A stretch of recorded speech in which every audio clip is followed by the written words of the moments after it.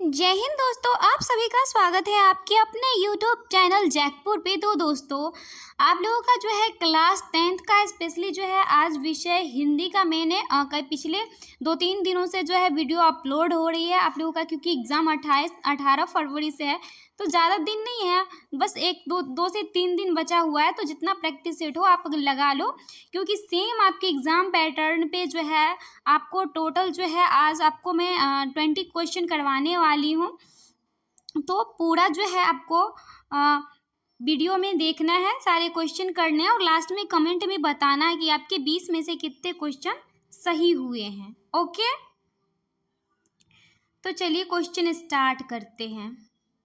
तो हमारा पहला क्वेश्चन है कि पहला अपठित गद्यांश है। ओके, किसी भी व्यक्ति को अपने देश से प्रेम होता है। देश प्रेम स्वाभाविक है। हम जिस देश में रहते हैं उसका हमारे ऊपर भारी ऋण होता है। हम देश की जलवायु में पलते हैं, देश की मिट्टी में ही गिरकर उठकर बड़े होते हैं। धरती माँ के द्वारा दिए गए अन्न से हमारा भरण पोषण होता है। देश के रीति रिवाजों को निभाना, विभिन्न धर्मों को सम्मान की दृष्टि से देखना तथा उन पर गर्व करना देश प्रेम है। हमें देश की उन्नति के लिए सभी को समता तथा सह्याद्रता का पाठ पढ़ना और पढ़ाना चाहिए। तो दोस्तों, अगर आपके एग्जाम में ऐसे गद्यांश दिए जाते हैं तो आपको ये गलती नहीं करना। आपको पहले गद्यांश नहीं, पहले आपको क्वेश्चन पढ़ने हैं, उसके बाद आपको जो है वो गद्यांश पढ़ना है। ओके, तो चलिए चलते हैं हम क्वेश्चन की ओर। आप लोग फिर से वीडियो को रोक कर जो है अपना गद्यांश पढ़ लीजिएगा।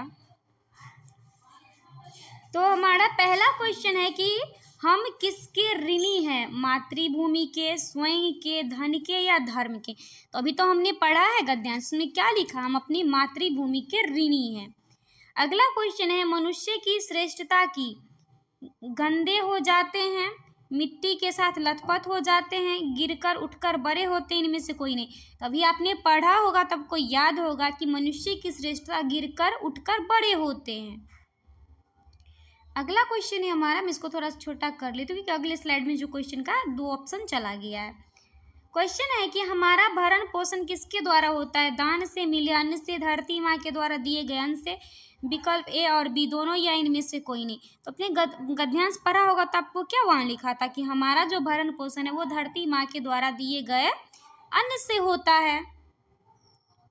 अगला क्वेश्चन है हमारा कि देश की उन्नति के लिए हम क्या करें? अपने रीति रिवाज की निंदा करें, अपने मन का कार्य करें, हम ऋण ले या सभी को समता तथा सह्याद्रता का पाठ पढ़ाए और पढ़े? क्या करें अपने देश की उन्नति के लिए? क्या करें? तो इसमें लास्ट लाइन में था ना कि क्या करें, हम सभी को समता तथा सह्याद्रता का पाठ पढ़ाए और पढ़े। अगला क्वेश्चन है कि देश प्रेम क्या है? देश के प्रति रीति रिवाजों को निभाना और विभिन्न धर्मों को सम्मान, देश से सब कुछ प्राप्त करना और बदले में कुछ नहीं देना, शांतिपूर्वक आराम करना, केवल भरण पोषण के लिए चिंता। तो सारी बातें निगेटिव है, बस हमारा जो इसमें जो ऑप्शन दिख रहा है ए नंबर वही थोड़ा पॉजिटिव लग रहा है। देश के प्रति रीति रिवाजों को निभाना और विभिन्न धर्मों का सम्मान करना। तो वो हमारा गद्यांश वाला जो पार्ट था वो खत्म हो गया। अब हमारा पद्यांश वाला शुरू हो चुका है। तो चलिए मैं एक बार पढ़ देती हूँ। तो आप जानते हैं हरिवंश राय बच्चन जी अमिताभ बच्चन जी के जो पिताजी हैं, उनके द्वारा लिखी गई कविता है जो कि लहरों से डरकर नौका पार नहीं होती, कोशिश करने वालों की हार नहीं होती, नन्ही चींटी जब दाना लेकर चलती है, चढ़ती दीवारों पे 100 बार फिसलती है, मन का विश्वास रगों में साहस भरता है, चढ़कर गिरना गिरकर चढ़ना ना अखरता है, आखिर उसकी मेहनत बेकार नहीं होती, कोशिश करने वालों की हार नहीं होती। इसको आप, ये तो पोएट है, इसको आप सॉन्ग के रूप में भी सुन सकते हैं।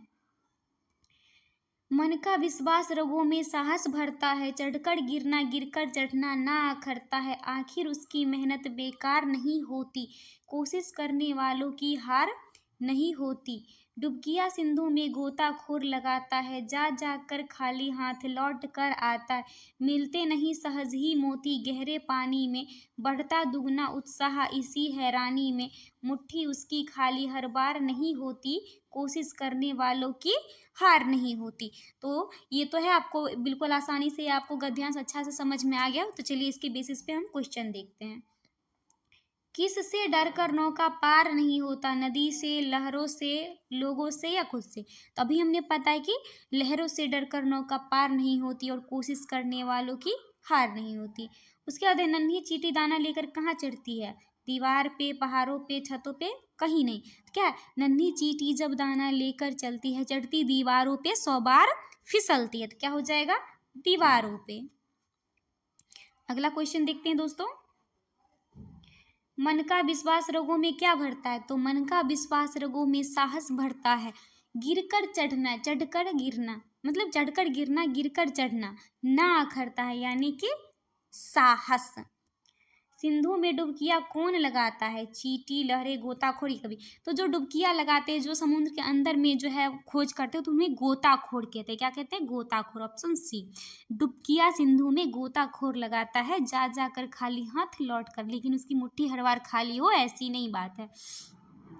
कैसे लोगों की हार नहीं होती? डरने वालों की, डराने वालों की, कोशिश करने वालों की, कोशिश नहीं, ओबियसली कोशिश करने वालों की हार नहीं होती, और लहरों से डरकर नौका पार नहीं होती। अगला क्वेश्चन है, इनमें से किस वाक्य में अकर्मक क्रिया है? तो देखिए, मैंने 3 दिन से जो क्वेश्चन करवा रही हूँ, तो उसमें सकर्मक अकर्मक दोनों आते हैं। गीता गाना गा रही है, वो किताब पढ़ता है, लता चाय पी रही है, मोहन सो रहा है। अकर्मक क्रिया जिसमें कोई कर्म ना हो, यहाँ किताब पढ़ रही है यानी कुछ ना कुछ पढ़ रही है, गीता गा रही है तो गाना गा रही है, लता चाय पी रही है यानी क्या पी रही है? तो चाय पी रही है, वो मोहन सो रहा है, क्या सो रहा है? कोई कर्म नहीं है, तो ऑप्शन इसका क्या जाएगा? सी जाएगा। क्या जाएगा? सी। अगला क्वेश्चन है हमारा, कौन सा वाक्य सकर्मक क्रिया का उदाहरण है? बच्चा रोता है, क्या रोता है? कुछ नहीं। लड़का हंसता है, क्या हंसता है? कुछ नहीं। पक्षी उड़ रहे हैं, क्या उड़ रहे हैं? कुछ नहीं। रीता खाना खाती, कुछ भी खाती होगी, आम, कटहल, मतलब खाना, रोटी, सब्जी। तो इसमें हमारा कर्म है, तो ये हमारा हो जाएगा सकर्मक क्रिया। अगला क्वेश्चन है कि जलज का अनेकार्थी है, कमल, मोती, मछली या बादल। बताइए इसका आंसर क्या जाएगा दोस्तों? फटाफट बताइए क्या होगा? जलज। जलज किसको बोलते हैं? तो इसलिए कमल को। किसको बोलते हैं? कमल को। अगला क्वेश्चन है, दो पदों या शब्दों के मेल से बना तीसरा पद क्या कहलाता है? संधि, समास, उपसर्ग या प्रत्यय। तो वो हमारा समास कहलाता है। Option B is the correct answer हो जाएगा। अगला क्वेश्चन है कि प्रतिदिन कौन सा समास है? अव्यय भाव, कर्मधारय, तत्पुरुष या बहुब्री। तो प्रतिदिन जो समास है वो अव्यय भाव है। अगला क्वेश्चन देखते हैं, नीला है जो कंठ यानी नीलकंठ की समास का विग्रह है? तत्पुरुष का, कर्मधारय का, अव्यय भाव का या बहुब्री का। तो ये हमारा जो नीलकंठ है, नीला कंठ है जिनका, वो हमारा बहुब्री समास होता है, अर्थात शंकर जी। जब वर्षा होती है तब मोर नाचने लगते हैं, रचना के आधार पर वाक्य भेद बताए। तो ये हमारा मिश्र वाक्य हो जाएगा। ओके, अगला क्वेश्चन है कि जिस वाक्य में कर्ता के काम को प्रधानता दी जाती है वो कौन सा वाच्य कहलाता है? कर्तृवाच्य, कर्मवाच्य, भाववाच्य, इनमें से कोई। तो वो हमारा कहलाता है कर्म को प्रधानता दे, कर्ता को प्रधानता देते हैं, तो वो हमारा कहलाता है कर्तृवाच्य। कर्म को प्रधानता देंगे, कर्मवाच्य। बालक चांद की ओर देख रहा है। अगला क्वेश्चन है, निम्न में से कौन सा शब्द समुच्चय बोधक या अव्यय है? धीरे धीरे, अरे, अथवा या वा। तो इसमें क्या है? तो हमारा हो जाएगा अथवा। अगले क्वेश्चन की ओर चलते हैं, खंड क में। तो यहाँ देखिए क्या है, निर्देश। प्रस्तुत गद्यांश को ध्यानपूर्वक पढ़कर 21 से 24 तक के लिए उत्तर देना है आपको, ठीक। तो उधो तुम हो अति अति बड़ भागी, अपरस रहत स्नेह तगा, मैं नाहिन मनुरागी, पुरैन पात रहे जब भीतर सब रस देई न दागी, ज्यों जल माह तेल की गगरी, बूंद न ताको लागी, प्रीति नदी में पाँव न बोड़िए, दृष्टि न रूप परागी, सूरदास अबला हम भोड़ी, घूर चांटी ज्यो पागी। तो दोस्तों आपको इसको थोड़ा सा वीडियो को रोककर पढ़ लेना है, यहाँ तक हम 24 तक क्वेश्चन देखेंगे, उसके बाद हमारा जो सेशन है वो खत्म हो जाएगा। ऑप्शन है, इस पद के रचयिता कौन है? कबीरदास, तुलसीदास, रैदास या सूरदास। तो अगर आपने बुक पढ़ा होगा तो आपको पता होगा कि इस पंक्ति की जो रचयिता है वो सूरदास है। अगला क्वेश्चन है, गोपियाँ किनकी अनन्य भक्त थी? तो ऑब्वियसली राधा की, कृष्ण की, उद्धव की या सूरदास, किसकी भक्ति? तो वो कृष्ण की थी।